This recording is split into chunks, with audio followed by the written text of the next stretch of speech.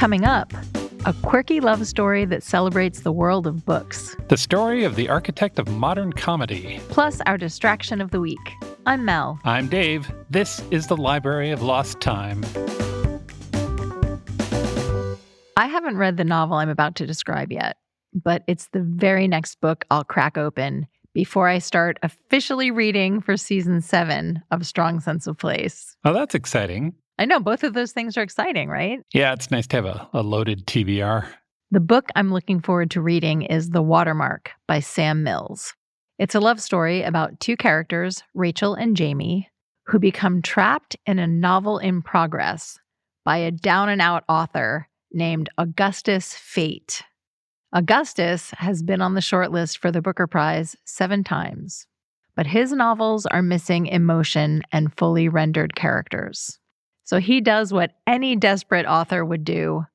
He serves our duo magic tea that sedates them, then plops them into his not very good work in progress. And now they're like his little puppets. And Fate, Augustus Fate, is pulling the strings. Sounds like meta fiction. It is, because to return to their real life, Rachel and Jamie have to find their way through a maze of stories set in different times and places, including Victorian Oxford, modern Manchester, a winter in Russia, and a futuristic version of London from 2047. About halfway through this book, there are pages that take the form of a graphic novel. Oh, wow. Yeah. Okay. It seems very creative and maybe a little bananas, but in a way that seems to enhance rather than detract from the story. So I was pretty charmed by that premise. Yeah.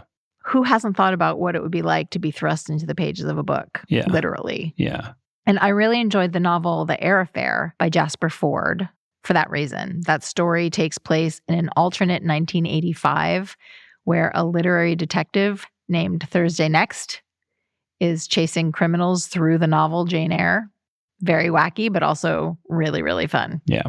So I was attracted to this novel, The Watermark. And then I read a Guardian review that described it as a romp. I am always here for a romp. It also said, if you love Doctor Who, you will love this book.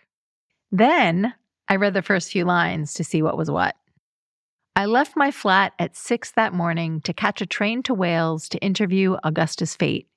It was the first interview he'd given in 9 years. I mean, I love a portentous beginning. So you're in. You're all kinds of sold on this one. I am. It's The Watermark by Sam Mills, and it just came out in the U.S. last week. Unless you've been living under a rock or, I don't know, just maybe blissfully off the grid these days, you probably know that Saturday Night Live just celebrated its 50th anniversary. They owned last weekend. They did, yeah. And, maybe they should. It's been 167 cast members so far. Wow. Hundreds of fake newscasts, and 48 years of people insisting that it used to be better. NBC marked the occasion with hours of tributes this past weekend. Celebrities came in from all over to pay homage to the show's legacy, and more specifically to the man behind it all, Lorne Michaels. Lorne is fascinating for a few reasons. First of all, he's a one-name person. Everybody knows who you're talking about. He is ridiculously powerful. Since 1975, he's launched the careers of countless comedians and writers and actors. Arguably, without Lorne, we wouldn't have Ghostbusters, 30 Rock, Parks and Rec, Bridesmaid, Late Night with Conan O'Brien, and every single Adam Sandler movie. Also, I like his dramatic ones. Somehow he's kept SNL more or less relevant for 5 decades, which is amazing. And he was even the inspiration for Dr. Evil in the Austin Powers movies. That tracks, yeah. And with 21 Primetime Emmy wins and 106 nominations, he is the most nominated person in Emmy history. And yet, we don't actually know that much about him. He doesn't give a lot of interviews. He's famously dry and enigmatic, even around the people he works with. He's a mystery, which brings us to this book. Lorne, the Man Who Invented Saturday Night Live, is a new biography by Susan Morrison. Susan Morrison is not a tabloid biographer. Her day job is as the articles editor for The New Yorker. So she knows how to put together a sentence and a story. The book is 650 plus pages of deep dive reporting on what makes Lorne tick. Morrison had amazing access. She conducted hundreds of interviews, not just Lorne, but with his friends and colleagues and the many, many comedians who've worked for him. His staff. It's strange calling them his staff when we're talking about people like Will Ferrell and Dan Aykroyd and Tina Fey and Colin Jost, but they're all in there. The book also has a strong sense of New York's upper crust, where Lorne has spent most of his career. But more than that, it gives you a front row seat to his life and the decisions he makes every week to keep SNL running. If any of that interests you, it's definitely worth checking out. The book just came out this week. It's Lorne, the Man Who Invented Saturday Night Live by Susan Morrison. And now, our distraction of the week.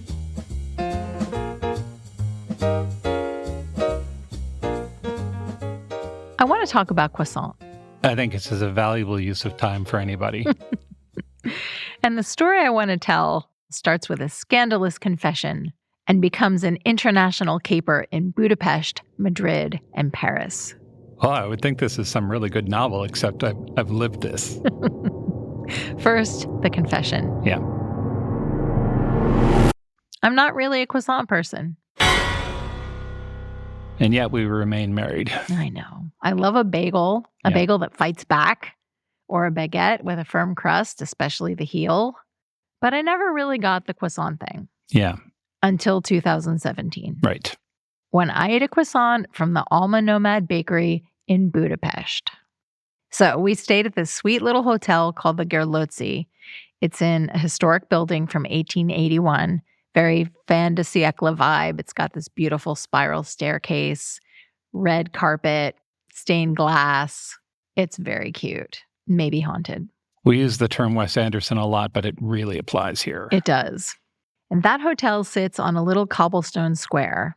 And in the corner of the square was a tiny bakery called Alma Nomad. Yeah. It was the size of a walk-in closet.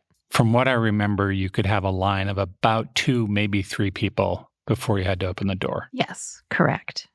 So we wandered in there one morning while the sleep was still kind of clinging to us. And Dave got a croissant and I just had coffee because I'm not a croissant person. Yeah. We sat on the benches in the square.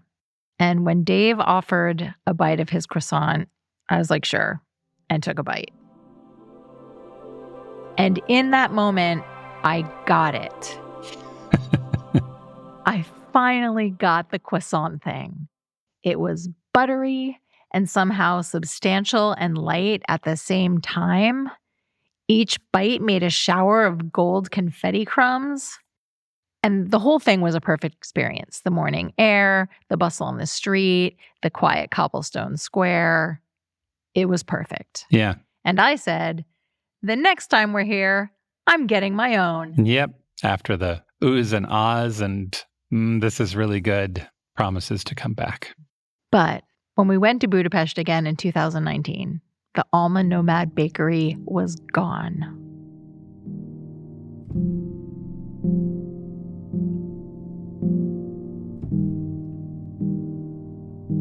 I can't really summarize quickly the heartache of looking forward to that and getting there and then seeing just an empty storefront where it had previously been. Ugh. And you look a couple of times. Right? That can't be right. Right. They must just be closed right now. I must have the wrong address. I'm dreaming. But that's what happened. As it turns out, they'd moved to Madrid. Which is a ridiculous turn of events. You'd expect them to move to a larger bakery up the street. But in fact, halfway across the continent. Yes. So the bakers, the founders of Alma Nomad, are from Spain. Yeah. They love Hungary, but they had a baby. Their family is in Spain, so they moved back to Spain to be close to their family and to open a larger bakery in Madrid. So, of course, we planned a trip to Spain.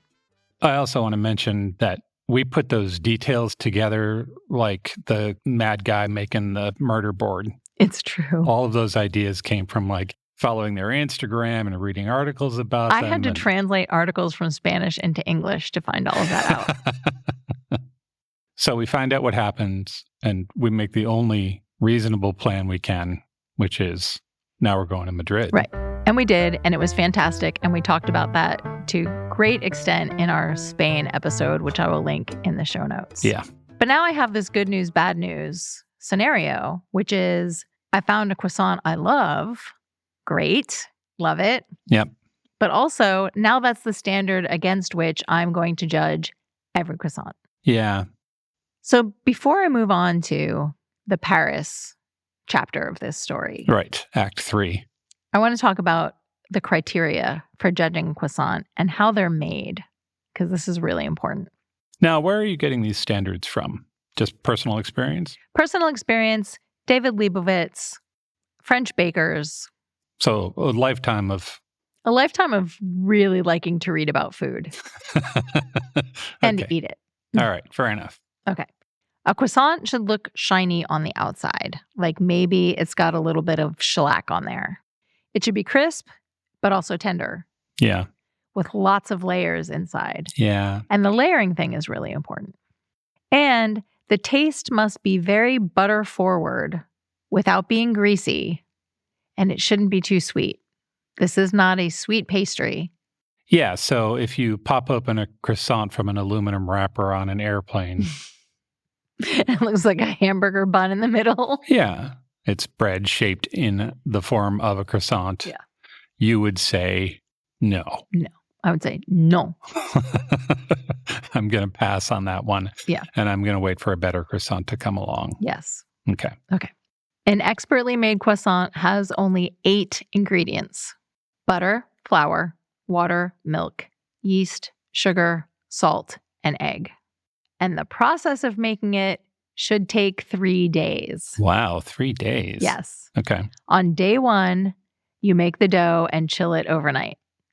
On day 2, you shape the dough. And day 3 is for proofing and baking the croissant. What's proofing? Proofing is when they rise a little bit. Okay. The most important step is probably on day 2, because before the dough is twisted into the iconic crescent shape, it's laminated. Laminating is what gives croissants their crispy, airy, buttery layers. What's laminating? So basically, the dough is rolled out and then folded, turned, and re-rolled over and over. And that creates super thin layers of butter that are nestled in between paper-thin layers of dough. If a baker folds the dough 3 times each for 3 turns of the dough, it makes 27 layers, Okay. which is pretty good. Yeah. But if they go the extra step of 4 turns, there are 81 layers. Whoa. So that's the ideal process. Okay. Unfortunately, in France now, around 50% of bakeries cut corners by using frozen dough that's been made elsewhere, delivered to their shop, and then they bake it. So you can get a hot from the oven croissant, Right. but it hasn't been made there. Yeah. And will it have the magical 81 layers? We don't know. Right.